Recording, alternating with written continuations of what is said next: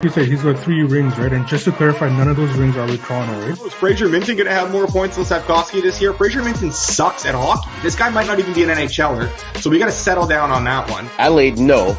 Minus 160 on will they show her holding a drink in her hand. They are 2 points behind the St. Louis Blues in the wild card, and they are. Oh, the Blues are dog water. The Blues suck. And the Blues are the worst of those 4 teams that I mentioned by a mile. And they're not a good hockey team. Care, like have some set of balls, have some response, have some pride for what the hell goes on the ice. It's so absurd. I'm looking forward to the parade, but that's going to be later in the year. I'd rather have so money in that than have Arbor Soda Bomb. I would rather stack a bunch of garbage that I have in the corner of my room over here than have Arbor Soda Bomb in that. He's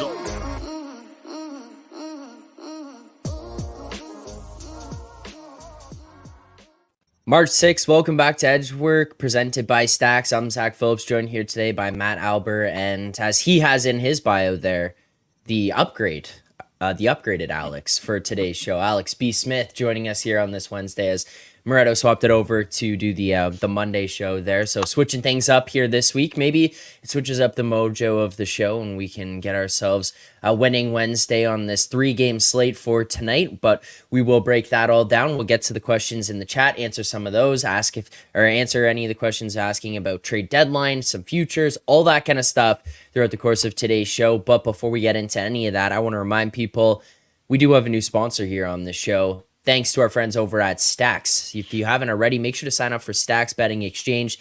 If you're sick of getting limited and profiled, Stacks is a unique sports betting exchange that offers higher limits and better pricing. Stacks offers a fair and real-time marketplace for users to bet on the outcome of sporting events, offering better odds in a peer-to-peer marketplace. Stacks is the best option for anyone who wants to wager on live sports. Make sure to add Stacks to your list of outs and sign up today. Get commission-free trading when you sign up now. The option is yours at Stacks. So thanks to our friends at Stacks for being a sponsor of the show here, especially throughout the remainder of the season. That doesn't happen without you guys in the chat, but more opportunities like that don't happen unless you guys continue to hit that like button and subscribe here to the channel. So if you haven't done so already, please make sure to do so here now. Gentlemen, 3-4-1 yesterday on the show. I know you guys weren't on it here, but with a massive slate, we kind of sprayed at the board a little bit. 3-4-1, a little bit unfortunate there. Kings lose in OT. The Bruins Oilers game ends up going low. 2-1 final. We had the Oilers there, but we also had the over in that one. And then the one that's going to be an absolute dagger. And Matt Russell probably woke up this morning, looked at his phone, checked the score app, and saw that the San Jose Sharks blew a 3-goal lead with 7 left and blew an opportunity at a plus 340 victory for us there. That would have led to us having a really strong day, but so far in the season here now, 278, 279, and 10 over 568 bets. That is a 4.9% ROI, and we are currently still up 28 units on the year. So we're still humming along, and we'll look to continue to do that here today. Alex B, what was it like getting to take Monday off, getting to kind of sit back and wait, and then jump in here midweek now? It was nice. Waking up on a Monday morning, I think everybody can agree with that. It's not always the best thing. So being able to sleep in a little bit longer on a Monday was nice, and it's nice being up a little early on a Wednesday than usual. So nice to have a little schedule change, shake things up. Yeah, and Alber, how are you feeling here now? You're moved into your new place. The transition is complete at this point, or what? It's getting there. I'm just happy to have a big Alex upgrade today. I mean, he's already in the chat asking, what about the Habs? It's like, I know that's partially, the Habs won, and partially a shot at me because I forgot to bet the Habs yesterday, which I thought I actually did. Strong day nonetheless, but it's always fun when you go check the accounts late at night and realize you forgot to place a 185 winner. Yeah, well, I mean, the Haberettos came through for the Edgework team yesterday. On that one, we did have that on our card, as Moretto was kindly reminding us there. 4-3 victory for the Habs over the Preds in OT yesterday, cashing plus 186 for us. And, I mean, boys, we've made the joke over and over again, the Hawks-Sharks parlay, the Hawks-Sharks minus 1.5, it was right there. It was right there. It was so close, within grasp. That 35-1 opportunity just gone because the Sharks, well, frankly, they stink. So, that one doesn't hold on there against the Stars. But It's all right because we're going to have more opportunities to win some money here today betting on these 3 games tonight. So taking a look at what we've got on the schedule, let's first start with the Maple Leafs Sabres game here tonight. Toronto playing host to the Sabres, -175. Buffalo +164 here tonight, and a total of 6.5 all the way across the market in this one. Alber, go to you first here on this game. What are your thoughts on where this total is currently sitting at? Do you have any interest in the side at all?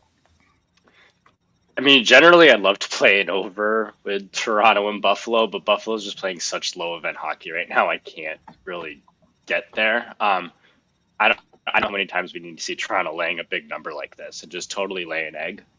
So I may end up on Buffalo at some point. See, it looks like the prices even come down a little bit. I was ideally looking for something like +175. I may suck it up and still play. I think I see +165 out there somewhere. But at this point, like I'm not overly interested at this point right now.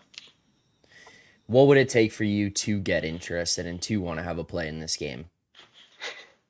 Either me to decide I need to have a play today and something to root for, or like if the number ticks up a little bit and someone were to like Toronto, maybe get like a +165, 170. Got it. All right, fair enough. Alex B, where are you at here tonight? So there's 2 things I like, and I'll play them both for a half unit. I like the Toronto team total over 3.5, minus $1.13. I see at Pinnacle. That's definitely something I can get behind. Where I can see, okay, even look at the 2 sides. Now that we're talking about the usual, midweek Toronto lays an egg spot against a Buffalo team that has beat them in 7 of the last 10 meetings. But that could definitely be a high-scoring game. We could see Toronto get 4 goals in that spot. Obviously, if we're talking about the Leafs winning, we're certainly talking more often than not about them scoring 4 more goals in the spot. So I like the Leafs to get 4 more goals regardless, which would also kind of lend me toward the full game over. But I like the draw a little bit here as well. Like I said, this is a Buffalo team that has always played them tough. This is a rivalry matchup. And this is a spot where certainly in Toronto's case, they just need to get the points. So if this is a close game, there's no reason to make any kind of foolish decisions late. If it's tied or if they're down 1, they're obviously going to be pressing for action. This definitely feels like it could be one of those games where it's 5-4, 6-5, just kind of crazy back and forth hockey. We saw yesterday talk about the Dallas and San Jose. You have a team that's firmly entrenched in a playoff race going against a team that's way out of it and still have goals trade back and forth. So give me the draw +360 for a half unit along with that Leafs team total, and also would be looking at that over 6.5 as well. All right, so 2 official bets here in this game. We're going to take the Leafs team total over 3.5 there, half unit, -113. We saw that one available at Pinnacle. We grabbed here on the BetStamp app, and then as well, we're going to take the regulation time draw +360 for a half unit as well. So 2 plays locked in, and again, we will recap all of these at the very end, but yeah, there you go. 1 game in. And as Charles was looking for, Bob Ross giving us the draw. Alex B. Ross giving us the draw to start off today's games. So there you go. 1 game down, 2 bets locked in for everybody. And yes, again, we will recap all these in the BetStamp app at the very end of the show, so don't worry about that. Next game up here that we're taking a look at on the schedule, the Colorado Avalanche hosting the Detroit Red Wings here tonight. Colorado, another big price that we're looking at. You can find this one best available at Stacks, -192. Over on the other side, the Detroit Red Wings +175. And again, all the way throughout the market right now, we're seeing this one sitting at 6.5. Alex B, what are your thoughts on this Avs Detroit game ahead of tonight? And would you be interested in one of these prices on either side? No, this is a tough game, and this is one I kind of got to wait a little bit more to see what's going on. I definitely want to see who the confirmed goaltenders are. Now, you look back, obviously, these are 2 teams that have a long history going way, way back into their rivalry in the 90s and 2000s. Of course, things have changed a little bit, but this was a seemingly one-sided series in recent years up until just a few weeks ago. We saw Detroit get that 2-1 overtime win. Sir Patrick Kane with the game winner for Detroit, beating Colorado. That was their first win in the last 10 meetings against them. So could be a little bit of a rapid revenge factor for Colorado. These are both teams that desperately need points, of course, as well. So it shapes up to be a draw spot. I don't have it in pocket just yet. I'm more than likely, but I just want to get confirmation of goaltenders because we've seen Justus Annunen play these last couple of games. Now, of course, he shut out the Chicago Blackhawks twice. It's not saying too much these days. But will they give him another run? Because the thing is, Georgiev was looking a little shaky in the last 2 starts. This is a guy who has the most starts in the league this year. You don't want to burn him out, especially, you're getting closer and closer to the postseason. So I got to wait and see what the goaltenders are first. But more than likely, we'll be on a draw. I might look for some looks in game as well. All right, but nothing ahead of the game here today for Alex B. So, no pre-flop, but continue to look for live options there. Make sure to follow him on Twitter at AX Smith Sports if you're maybe looking for something to pop up here ahead of the game time between now and then. Alber, is there anything for you right now that you're trying to lock in this game? So I was getting ready to say no. Can you pull back up that screen that you had there? Was there plus Yes. money on under 6.5? Yeah. So I think I would Yes. actually take that at anything plus money. Someone just mentioned it in the chat too. Like Larkin out's obviously a pretty big loss for Detroit there. Like we're just kind of playing the shooting regression train here. I do feel very confident that Georgiev starts tonight unless he's sick or something with Annunen playing the other night. But this is really just about like fading the Red Wings' insane shooting percentage as of late. So I think anything with a plus on the under 6.5 is okay. But yeah, I think that was what, plus 102. Yeah, I'd go ahead and lock that in. Yeah, plus 105 we do grab. And across different books there, again, if you use the BetStamp app, which we do recommend people do, and that's where we're tracking all the bets, there are numerous other books available right now sitting at plus money. Albert, what's kind of your cutoff point here? Because if people are watching the screen right now, I mean, obviously you should have multiple books in your pocket anyways. Hopefully you have stacks as well, but they might be looking at minus 102s, minus 105s on their book. Maybe someone pulls this up later in the day and they're seeing a number that's not quite plus money. What's the point of which that they can tail here and get a number that you would still be okay with playing? So I think you may be okay to wait a little bit just to get confirmation on Alex Lyon for Detroit, which I think is pretty important right now. But I would play right now anything plus money. And I think if he's confirmed, like you could go down for a half unit to like minus 105. But I think full play, like anything at plus money is fine. All right, and there you go. 3 best bets locked in for today here so far. Two in the Leafs Sabres game, 1 there in that Avs Detroit game, and final game of the day here before we get to some of the futures stuff, some of the questions in the chat, maybe some trade deadline talk. The Ottawa Senators, Anaheim Ducks going head to head here tonight. Anaheim plus 142, yet again, best price available at Stacks. The Sens minus 150, a total of 6.5 here in this game tonight. Alex, what are your thoughts on this game? Do you want to even have this one on your TV? Where are you at in general here? Well, here's the thing. And you know, looking at a lot of bad teams late in the year, you can try and find angles and work different things. But ultimately, you don't want to be spending your money on the bottom of the league this time of year. But something that stands out in this series, and I'm looking back with Ducks and the Sens, has been a lot of unders in this series, 5 straight, and was it 10 of the last 11. But when I look at the dates of these are games that have been played mostly in December, January, a couple games in November. What that means is we're talking about throughout history, either Ottawa or Anaheim still technically being involved in the playoff race and still playing competitive hockey. The one game that went over in that stretch took place in March when one of the teams was firmly out of the playoffs, if not both of the teams out of the playoffs. So it's a little tricky here, and we've seen in those 5 unders, 3 of those go over in the first period. So what I'm doing is waiting in game. I want to see some pace. We should see some back and forth action, probably see goals go each way. So I might have a play on both teams to score in the first period. But then I'm going to wait and try and grab a live under because we've seen this trend of these teams slowing things down after a hot volatile start historically. So this is more of just kind of a series history kind of a play. I'll set something up early in game to look for something bigger with the under in game. So if you're looking for anything on a pregame spot, under 6.5 would be my recommendation, but I won't have that in pocket. All right, there you go. So again, nothing here ahead of the game, nothing pre-flop, but Alex giving you kind of an idea of what he's going to be looking for as that game gets underway, and maybe some plays that he might be making live there, some markets that he might be looking into, if that's something you are interested in. Matt, is there anything here for you in this game that you're looking at right now as where the current lines are set at that you might be wanting to bet on tonight? Yeah, so I think it's interesting right now. Like, I took a look at this number this morning and I was like, wow, this is a big number for Ottawa to be laying on the road. I do think there's an aspect to it of the market kind of expecting that Henrique and or Vetrano and or somebody else on Anaheim might sit out. So I think it's certainly kind of worth sitting on that. If both of them happen to play, I think I'm going to end up on Anaheim at kind of anything like plus 130 or better. But it's just all kind of, you got to wait and see who's actually going to play. Like, they've just obviously been linked to endless trades lately, and you're seeing guys start to sit out this week for trade reasons and over the next few days. Like, that's just going to be a super important thing. So teams like this with guys that may or may not sit, like, I don't really have much interest in getting involved until I know if they're going to play or not. Yeah, man, that's a great point too. That's something you have to do with every game, regardless of. We talk about obviously looking for goaltenders and just general lineup changes, but obviously things are going to be moving throughout the days, today, tomorrow, and certainly, of course, on Friday, with guys possibly getting moved or guys being sit out as deals are trying to be worked out. So something that everybody needs to check. Check your lineups early. Check your lineups often over the next 48 to 72 hours.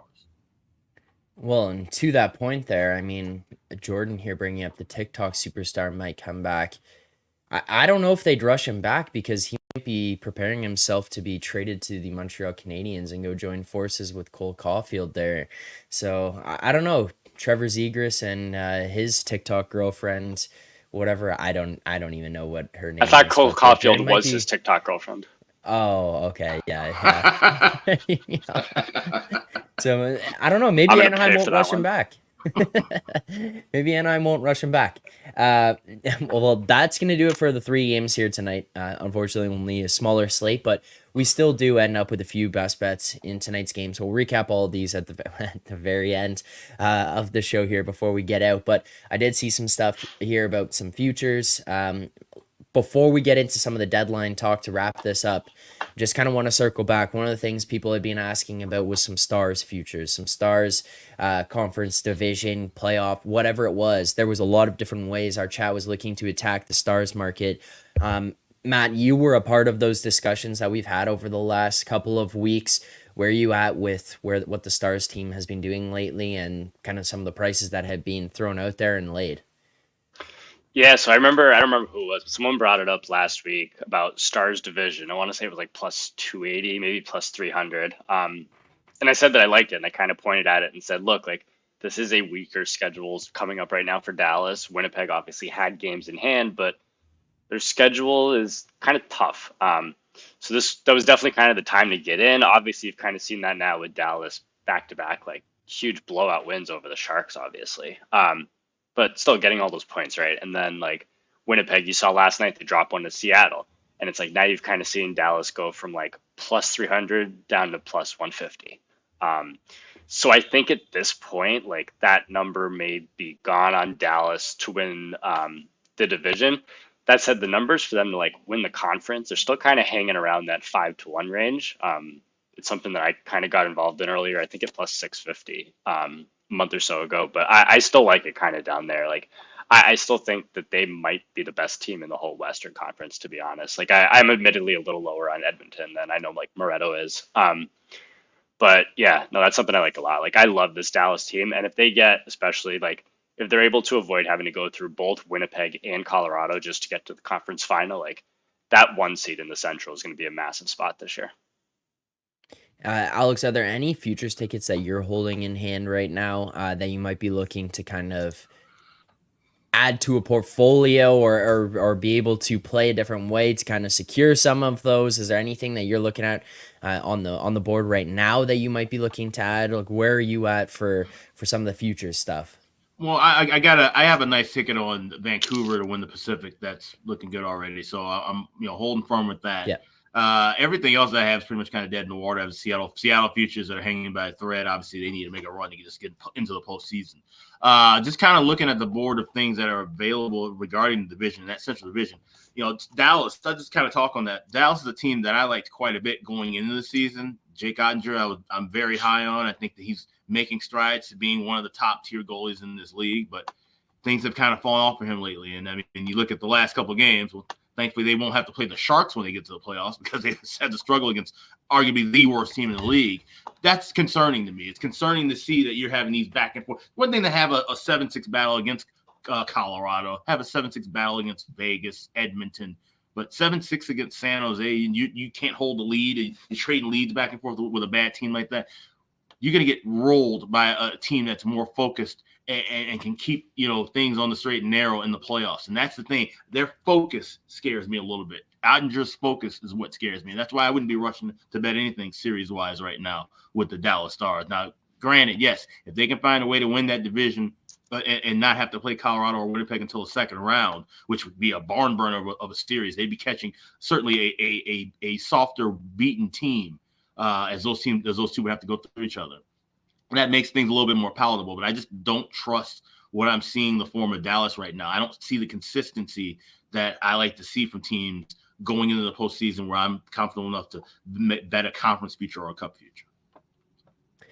Now, what do you guys make of the possibility here that Charles brings up in the chat of Vegas, or the winner of the Central Division, getting Vegas in the first round?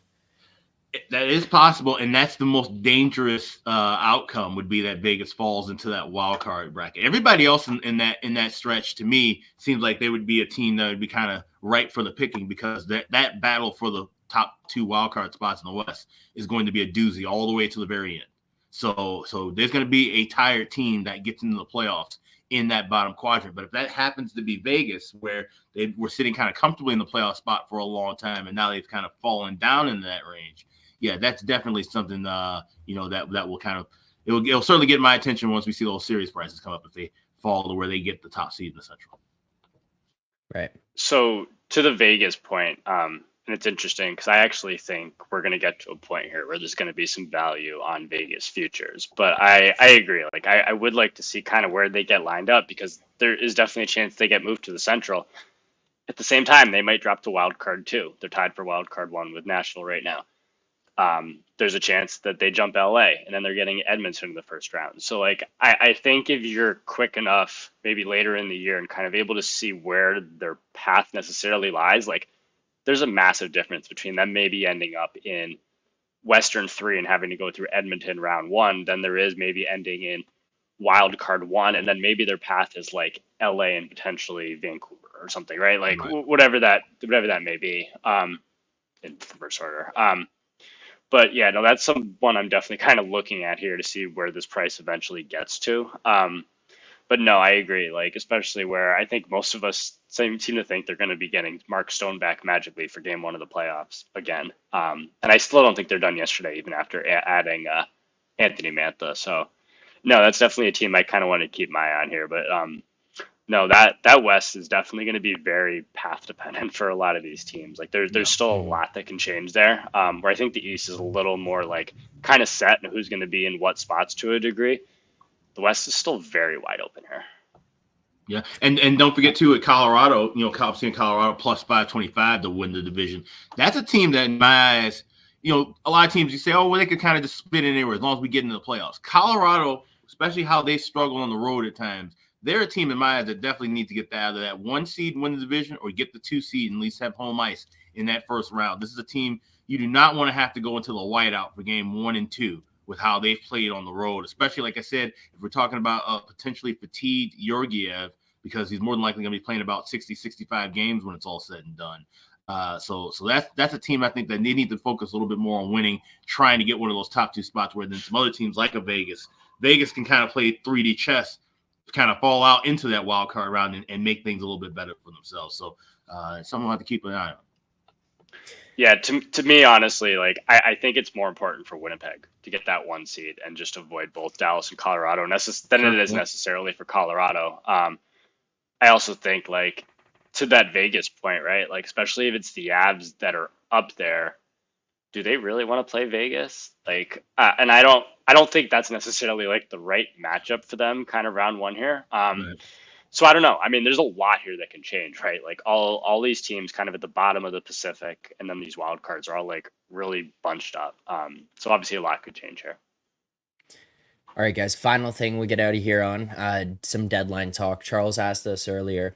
And by the way, there will be a deadline show here on Friday, looking to do 1:30 to around 1:30 to 3:30 here on Friday on the Edgework channel. So make sure to be subscribed here, turn on notifications, whatever it is. If you want to watch that live, we will be breaking things down as they happen, react to some stuff, see what's going on throughout the course of the day, maybe see if there's anything that's happened between now and Friday that we'll continue to react to then as well.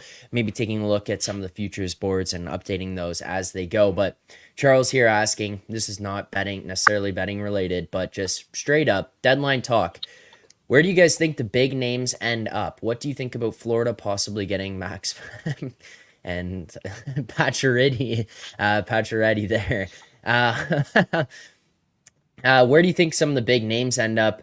Alex, starting with you here, if you could, I mean, let's just making predictions. This is pure speculation, not anything we know for sure, obviously. But if you're going to take a look at some of the big names that are out there, some of the guys that are at the top of the trade bait boards, and some of the ones that have been discussed or in a lot of discussions lately, do you see any prime landing spots for them of not only, hey, this is a team where they might best fit, but this is a team that's actually capable of getting them?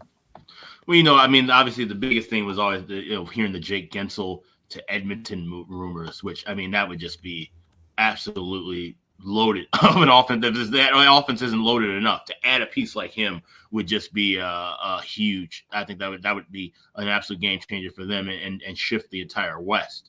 But there's some other names I'm seeing kind of thrown around, like Adam Henrique, good veteran guys for my Hawks, Tyler Johnson.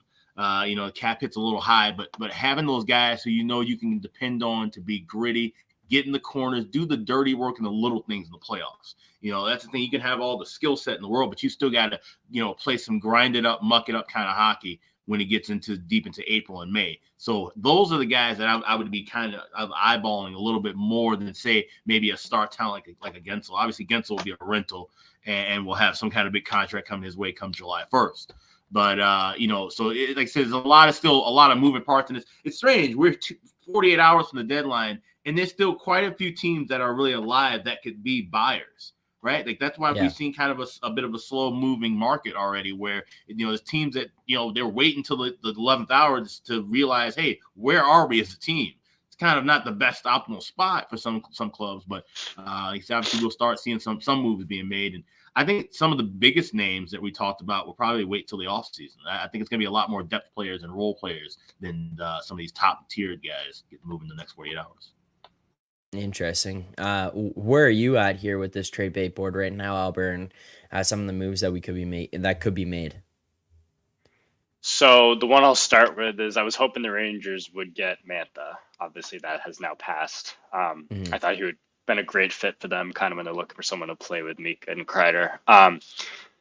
Obviously, the Hanifin and Tampa rumors just don't go away for obvious reasons. It's a great fit. They lost Sergachev. Like, you can go on and on.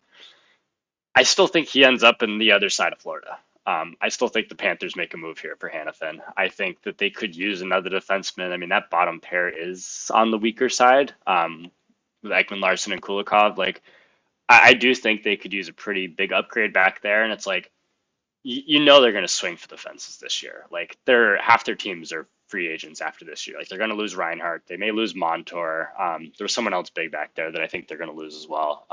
Forsling, I think, is a free agent too. So they're certainly going to go for it. And I was kind of looking at it and I was like, okay, maybe they could use another forward. And I was like, they need to upgrade the back end. So I think they find a way to put it together for him. Jake Gensel, I mean, Rangers Twitter was just buzzing yesterday about, Jake Gensel to the Rangers. I don't think it's going to happen. I don't, while like it would be great. And obviously you kind of see the fit right there. I just think like someone else is going to come along and offer something that the Rangers just won't necessarily be able to match. Like, I'm not necessarily a big believer in like the team won't trade him in the division. Like, I think there's a solid chance he ends up in Carolina or something, like a team like that could really use another scorer. So that's kind of the one I'm looking out for. The other team I'm really curious to see what they do here is Boston. And I kind of talked about it, and it's like, I know they don't have necessarily the assets to get like a really key piece. Like, I don't think they're going to get Hanifin. Like, I don't think they're going to get Gensel. But are they going to find a secondary scorer? Are they going to go out and get like an Anthony Duclair? Are they going to get a Vladimir Tarasenko? Are they going to get someone like maybe Mikhail Granlund or someone like that can kind of help kind of within their middle six is kind of what I'm looking to see what they do. Because they certainly could use some help up front. And then the only other name I just like, the Rangers have been linked to Alex Wenberg now like all week. I think that seems to be like more of a matter of when than if. And I'd certainly kind of like to see how that happens, but no, it's interesting. It's like it doesn't feel like there's necessarily a whole lot of teams looking to buy this year compared to past years. Like it seems like everyone's trying to sell their guys and get a lot for them. So no, I'm curious to see what happens here. I want chaos. I want Canucks trading Lindholm. I want him moving around to a third team now. I want Gensel out there in Vancouver. I want big names traded, whatever it is. Guys with term, I don't care. I would need chaos because we're going to be breaking it all down on Friday on the trade deadline show right here on Edgework. And Moretto and I are going to lose our minds if we're looking at a trade deadline board or day that is just completely quiet. So make sure to be subscribed here, turn on notifications. We'll be back here for the trade deadline stuff on Friday, but we'll be back here tomorrow morning, 10:30 a.m. Eastern time, and Friday, 10:30 a.m. Eastern time for normal breakdowns, picks, and previews of the games that night. Now, as for tonight's games, we had 3 on the schedule, and we do have 3 best bets here. First of all, we're going to take a look at the regulation time draw between the Leafs and the Sabres. Half unit there, plus 360. We're also going to take the team total for Toronto over 3.5 minus 113. Another half unit there. And then our final play of the night, we're going to the Red Wings Avalanche game and taking under 6.5 plus 105. Those are our 3 best bets for tonight. If you do want to see all of those, you want to see it on a daily, weekly, monthly basis, you want to see how we've done throughout this season, you can find it all over in the BetStamp app in the Find Better section as Edgework HQ. So make sure to check that out. Thanks to everyone who tuned in here today. Please make sure to hit that like button, subscribe here to the channel, and if you haven't already, make sure to go over and go sign up over at Stacks, the betting exchange. It is a great peer-to-peer betting exchange, betting opportunity. So make sure to check it out and click the link in the description if you're looking to join the Discord and get involved in the conversation over there. But Alber, thank you as always for doing this Wednesday. Alex B, thank you for hopping in here. The upgraded Alex, as yourself. Big time upgraded Alex. You just pulled that up and saw Minnesota Wild to make the playoffs. It's like the downgraded Alex, I think, gave that one out a week or so ago. Like that thing moved against us faster than a Joey Puck's pick on the show. So well, there you go. Alber, thank you. The upgraded Alex, thank you. Thanks to everyone who tuned in. We'll see you guys back here tomorrow morning, 10:30 a.m. Eastern time for more picks and previews. Enjoy the games tonight. Good luck on your bets.